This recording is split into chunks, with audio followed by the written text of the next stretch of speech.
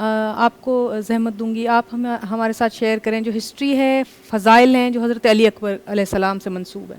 پہلے تو بہت ممنون و متشکر ہوں کہ آپ نے آپ کی دھرتی ٹی وی کے چینل نے آج عزاداری اور ذکر حسین کا اہتمام کیا اور اس میں مجھے مدعو کیا بہت شکریہ۔ اور مجھے یہ اعزاز بخشا کہ میں ذکر حسین کروں اور خصوصاً حسین کے اس اولاد کی اس عظیم قربانی کا تذکرہ کروں کہ جس کو قرآن بھی ذبح عظیم کہہ رہا ہے، اگر جناب اسماعیل کو کہہ رہا ہے تو ایک ایسا بھی ذبح عظیم ہے کہ جسے علی اکبر کہتے ہیں، جس کا نام علی ہے اور ساتھ میں اکبر۔ آج علی اکبر کی تاریخی ایک ایسی داستان میں سناؤں گی کہ ہم نے دیکھا کہ علی اکبر، نام علی اکبر ہے جبکہ یہ نام کربلا کے میدان میں ملتا ہے علی اکبر کو۔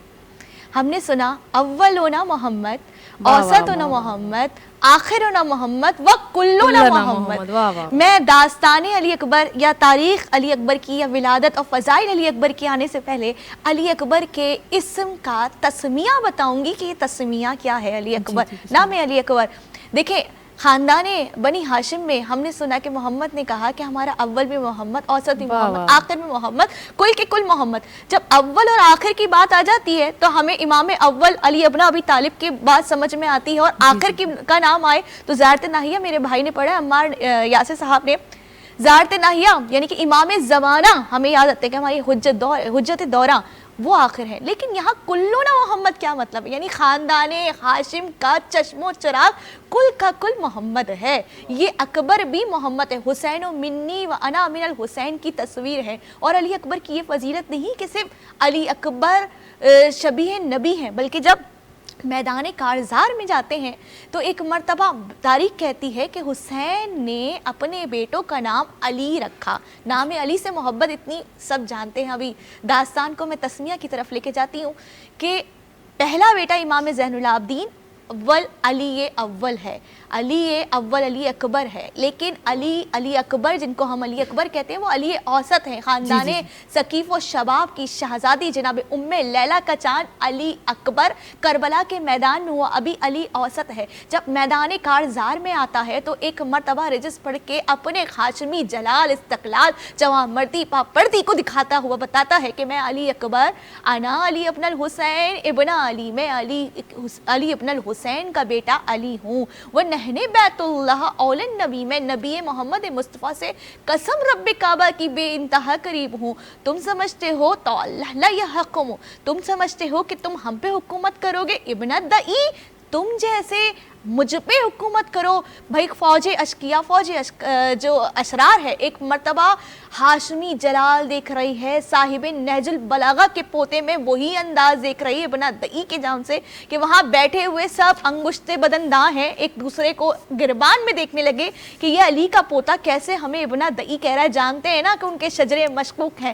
ابھی علی اکبر نے اپنے حجاب کو اپنے ہاشمی حسن و شباب کے آگے حائل رکھا تھا، جیسے ہی سوار کے اوپر یعنی میمون کے اوپر علی اکبر یعنی علی اوسط بیٹھے ہیں اور ایک مرتبہ اپنے حجاب کو ہٹاتے ہیں، اس ہاشمی شباب کو ہٹاتے ہیں، تو حسین و منی کی جو تصویر ہے شبیہ نبی کی، دیکھتے ہی انگشت بدن داں رہ گئے تمام فوجی اشکیا اور کہنا شروع ہو گئے اللہ اکبر اللہ اکبر۔ ابھی نام علی اوسط ہے، اللہ اکبر کا صدا ایسا بلند ہوا کہ نام علی اکبر ہو گیا۔ تو نام علی اکبر کا تسمیہ تو ہمیں نظر آتا ہے، صرف فضیلت علی اکبر کی یہ نظر نہیں آتی کہ علی اکبر نے وہ فوج حج کیا جو حق اور باطل کے معرکہ یعنی کربلا کی سرزمین پہ باطل کے ساتھ تھی، باطل کے ہجوم میں تھی، باغی اور طاغی فوج کی ایک قوت تھی، اس نے بھی اللہ اکبر کہنا شروع کر دیا علی اکبر کی اس رجس سے۔ بلکہ اس کے ساتھ ساتھ علی اکبر کی اور فضیلت کیا ہے کہ علی اکبر جو ہیں وہ شبیہ نبی ہیں۔ دیکھیں تمام حسن بھی شبیہ ہیں، حسین بھی شبیہ ہیں، شباب اہل جنت دونوں کے دونوں ہیں، حضان شباب اہل جنت۔ امام حسین خود فرماتے ہیں کہ ہم دونوں شباب اہل جنت ہیں، لیکن آدھے حسن نبی سے ملتے ہیں، آدھے حسین نبی سے ملتے ہیں۔ علی اکبر کو یہ فضیلت حاصل ہے کہ علی اکبر کا مجسمہ کل کا کل جو ہے وہ شبیہ نبی ہے، کہ جب کوئی زیارت کرنے آتا مدینے کے اندر، ایک صحابی روایت ملتی ہے، ایک صحابی نے خواب میں نبی مصطفیٰ صلی اللہ علیہ وآلہ وسلم کو دیکھا، اور ایک مرتبہ جب وہ مدینے میں نبی کی زیارت کا اشتیاق لے کے آیا تو امام حسین نے کہا رکو، نانا کے صحابی، نانا کی زیارت کے اشتیاق لے کے آئے ہو تم؟ تو تم یہاں بیٹھو, ہم تم جس شوق کو لے کے آئے ہو ہمیں تمہیں ادھورے شوق کے ساتھ نہیں بھیجیں گے.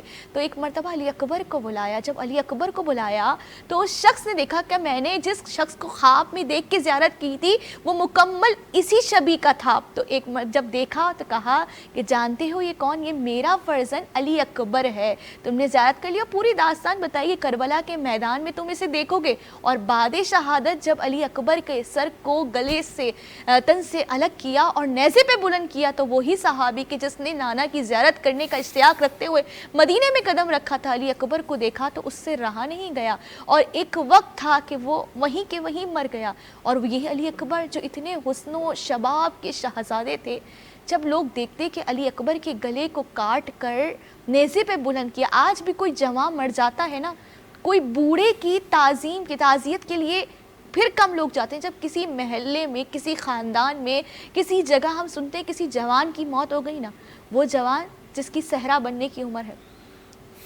صرف ایک تصور باندھنے کی دیر ہوتی ہے. آپ اپنے بھائیوں کو یاد کرتی ہیں, امام ضامن مانتی کہ پروردگارہ علی اکبر کے صدقے میں میرے بھائیوں کو ہمیشہ زندگی دینا, لیکن اس کی تعزیت کے لیے ضرور جاتی ہیں. تو یہ علی اکبر کا وہ چہرہ, وہ مجسمہ تھا کہ جب نیزے پہ بلند کیا تو کتنے کے کتنے قافلے آ کے کہتے تھے یہ کون شہزادہ ہے, ارے اس نے کرا کیا, اس کا جرم کیا ہے.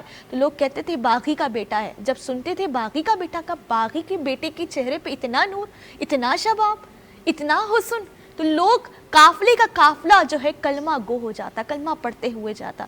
تو یہ علی اکبر کی فضیلت. واہ واہ واہ واہ, سبحان اللہ سبحان اللہ.